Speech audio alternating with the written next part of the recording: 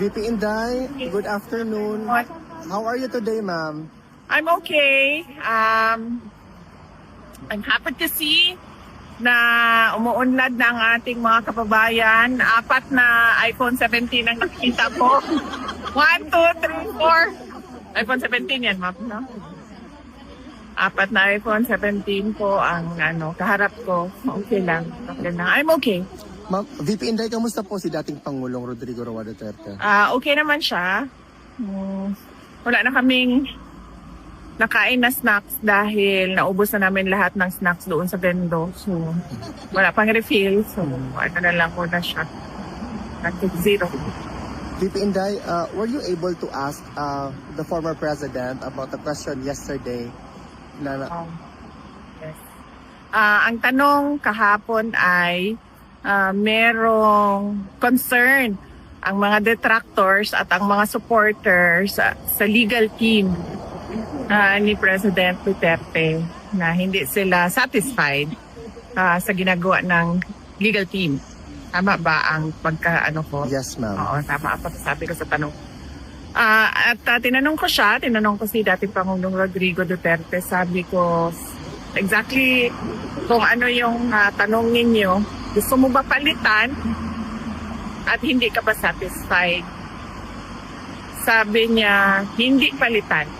Pero meron siyang mga instructions na ibinigay kabahin sa legal team. So, hindi ko nasabihin kung ano yung mga instructions dahil naman na yun. Hindi na mahalaga. Yes, ma'am. Ma'am, is there anything that you want to convey to the Filipino people closely still following the situation of the former president before the International Criminal Court? Pasalamat pa rin lagi. Yun naman na yung aking message lagi sa ating mga kababayan. Nagpapasalamat ako dahil halos mag-1 taon na at sigurado ako lalampas ito ng 1 taon pa. Kaso ni dating Pangulong Rodrigo Duterte dito sa ICC. At nandyan ang ating mga kababayan na magpakita ng moral support, magpakita ng kanilang pagpunta dito sa Duterte Street. Gumagastos sila ng sarili nilang pera para pumunta dito at magpakita ng suporta sa buong mundo, hindi lang sa Netherlands. At syempre, ang pinakamahalaga dyan is yung dasal dahil napakalakas ng power of prayers kung marami ang nagdarasal. Yes, ma'am.